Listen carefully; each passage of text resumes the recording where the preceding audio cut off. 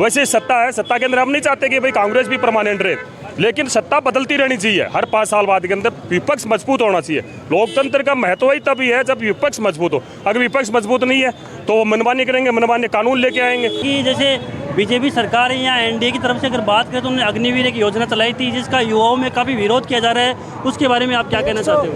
90 गांव में गए हैं, पंचायतों में गए हैं, सभी पंचायत हेडक्वार्टर में कहा है कि बाबा जी को हम नहीं जानते, हम मोदी के नाम से वोट दे रहे हैं। कहना है कि इस बार अगर जीत गए तो एक देश और एक चुनाव लागू करेंगे, इसके बारे में क्या कहना है? ऐसा है, मोदी जी अगर जीत गए तो मोदी जी तो चुनाव ही बंद कर देंगे। मैं soldiers welfare committee of India का नेशनल प्रेसिडेंट हूँ। तो सर ये बताइए कि जैसे बीजेपी सरकार है या एनडीए की तरफ से अगर बात करें तो उन्होंने अग्निवीर एक योजना चलाई थी जिसका युवाओं में काफ़ी विरोध किया जा रहा है, उसके बारे में आप क्या कहना चाहते हो? हाँ, बीजेपी सरकार की जो आप कह रहे हो कि अग्निवीर योजना, उसकी तो सारी योजना ही अग्निवीर से खतरनाक है। अब मैं आपको अग्निवीर के बारे में बता देता हूँ कि अग्निवीर जो युवा हैं उनके फ्यूचर के लिए अच्छी नहीं है। और ख़ास करके शेखावाटी के जो युवा हैं, शेखावाटी की जो वीर भूमि है, शेखावाटी वीर भूमि के नाम से प्रसिद्ध है हिंदुस्तान में नहीं, ऑल ओवर वर्ल्ड में। तो यहाँ के युवाओं ने बिल्कुल इस योजना का खुलकर विरोध किया है और वो वोट के दम पर करेंगे। और बिल्कुल इस सांप्रदायिक सरकार को जो झूठे जुमले और 100 में से 150 झूठ बोलने वाला पीएम मैंने मेरी इस 40 साल की उम्र में और तकरीबन 20 साल में पहली बार देखा है। मैं जब पढ़ता था तो 2001-2 में कॉलेज कमेटी का प्रेसिडेंट हुआ करता था और दैट टाइम इतना गदर तो उस समय भी नहीं था। बट ये जो पीएम है आज आम जन इसको पहचान चुका है, इनकी योजनाओं को पहचान चुका है और सारी योजनाएं खोखली साबित हो रही हैं और कोई योजना नहीं है। फॉर द एग्जांपल, ये जो सीकर के एमपी थे, इन्होंने 10 साल में इनको सीकर के 2 किलोमीटर दूर गांव का पता नहीं कि कौन सा है और कोई काम नहीं किया।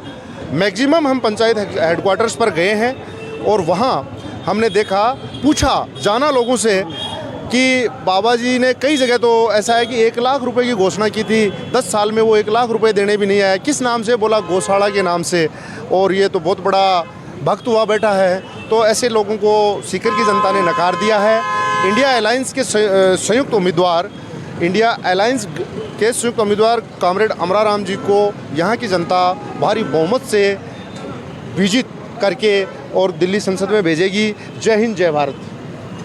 बीजेपी का घोषणा पत्र अभी जारी हुआ है, उसमें युवाओं के लिए कोई भी नौकरी का प्रावधान उसमें नहीं दिया गया है और राहुल गांधी का कहना है कि हम 30 लाख नौकरियां देंगे सरकार में आती है। तो इस पर आप क्या कहोगे? देखो, बीजेपी का जो घोषणा पत्र है उसमें चाहे कुछ भी लिखा हो, जनता ने विश्वास करना बंद कर दिया है। पिछले 10 साल से केवल जुमले हैं, कोई भी ऐसी योजना नहीं है जो आम जन के हित की हो और देश के हित में उन्होंने एक भी ऐसा काम नहीं किया। काम सब कर रहे हैं उद्योगपतियों के हित में। और शेखावाटी के लिए सबसे खतरनाक और सबसे देश की सुरक्षा के जो खिलवाड़ किया वो अग्निवीर योजना है।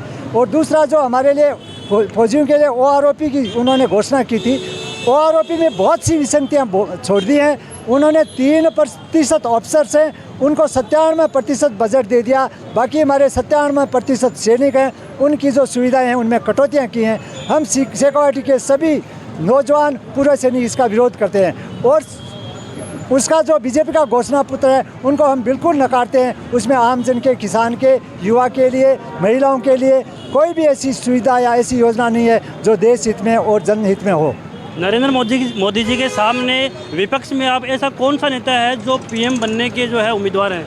देखिए, हमारे जो इंडिया ने आपकी बात, राहुल गांधी जी ने जो इंडिया अलायंस का गठबंधन किया है उसके अंदर हम कोई व्यक्तिगत एक चेहरा नहीं है, बहुत सारे चेहरे हैं। बहुत पार्टियों के अंदर है, जब मार्क्सवादी कम्युनिस्ट पार्टी है, CPIM है, इसमें है, कांग्रेस में है, आम आदमी पार्टी के अंदर बहुत से ऐसे नेता हैं जो कोई भी एक नेता का पर्टिकुलर नाम लेने की जरूरत नहीं है। बहुत से ऐसे नेता हैं जो इनसे बेहतर चला सकते हैं देश को। आज देखिए आप 10 साल के अंदर आप देखिए, मतलब इतना हिंदुस्तान ने इतनी गहराई के अंदर, इतनी धरातल के अंदर चला गया है कि आज महंगाई के नाम के ऊपर आप देखो, आप चाय बेचने वाला प्रधानमंत्री बोलता है कि मैंने चाय बेची, बेचते बेचते उसने रेल बेच दिया। उसके बाद के अंदर उसने फौज को, डिफेंस को नहीं छोड़ा, जितने भी सरकारी संपत्तियाँ उनको सबको बेच दिया। आज सड़क पे जवान सड़क के ऊपर है, किसान भी सड़क के ऊपर है। आप देख रहे हो कि 2 राज्य के जो किसान हैं वो वहाँ के ऊपर बैठे हैं। वहाँ के ऊपर जो पंजाब का जवान है, हरियाणा का जवान है, वहाँ के ऊपर MSP की डिमांड के लिए वहाँ के ऊपर सड़क के ऊपर बैठा है। वहाँ के ऊपर बीजेपी के नेताओं को घुसने नहीं दे रहे। हमारे जो सैनिक हैं वो सैनिक लगातार जंतर मंतर के ऊपर 20 फरवरी से बैठे हैं, वहाँ उनकी सुनने वाला कोई नहीं है। तो ऐसे के अंदर मैं तो ये समझता हूँ कि ये जो गूंगीबारी सरकार है और इसके खिलाफ इंडियन अलायंस का गठबंधन के उम्मीदवार जहाँ जहाँ के ऊपर भी हैं वो भारी बहुमत से जीतेंगे। और इन्होंने एक नारा दिया है कि 400 पार तो कहीं नहीं है, कि अगर इनको अगर विधानसभा के अंदर बहुमत, लोकसभा के अंदर बहुमत चाहिए तो 270 सीटें चाहिए। आपको क्या लग रहा है इंडिया अलायंस की कितनी सीटें इस बार आ सकती है? अब की बार इंडियन अलायंस की सरकार बनेगी, मजबूती के साथ के अंदर सरकार बनेगी, इसमें कोई दो राय नहीं है। मोदी जी का कहना है कि इस बार अगर जीत गए तो एक देश और एक चुनाव लागू करेंगे, इसके बारे में क्या कहना है? ऐसा है, मोदी जी अगर जीत गए तो मोदी जी तो चुनाव ही बंद कर देंगे। अगर उनकी तो घोषणा है, मैं तो एक नौजवान, आपके चैनल के माध्यम से जितने भी नौजवान युवा हैं, किसान हैं, उनको सबको आग्रह करना चाहता हूँ कि साथियों ये मौका है, ये समय है जागने का, ये सोने का समय नहीं है। इस समय अगर देखो सत्ता के अंदर एक रोटी होती है, रोटी को आप जितना पलटी करोगे तो वो रोटी सिक जाती है।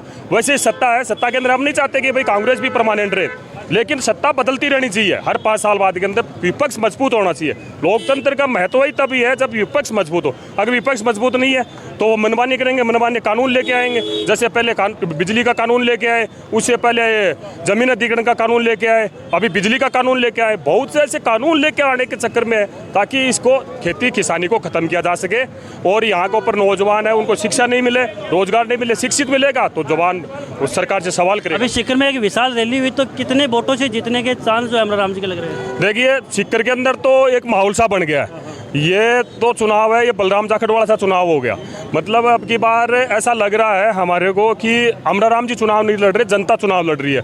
जनता के मन के अंदर है, जनता ने देख लिया 10 साल के अंदर बाबा जी ने, जो सांसद है सुविधानंद जी, उन्होंने कहीं को ऊपर भी कोई विकास नहीं किया। संसद के अंदर उनकी, लोकसभा के अंदर आप देखो उनके सोते हुए की वीडियो वायरल हो रहे हैं। और अमरा राम तो एक ऐसा व्यक्ति है, खेती किसानी से जुड़ा हुआ व्यक्ति है, जब तक लोकसभा के अंदर रहेगा कोई भी काले कानून जो किसान के विरुद्ध हो, विद्यार्थी के विरुद्ध हो, वो जब तक वो जिंदा रहेगा वो लागू नहीं होने देगा।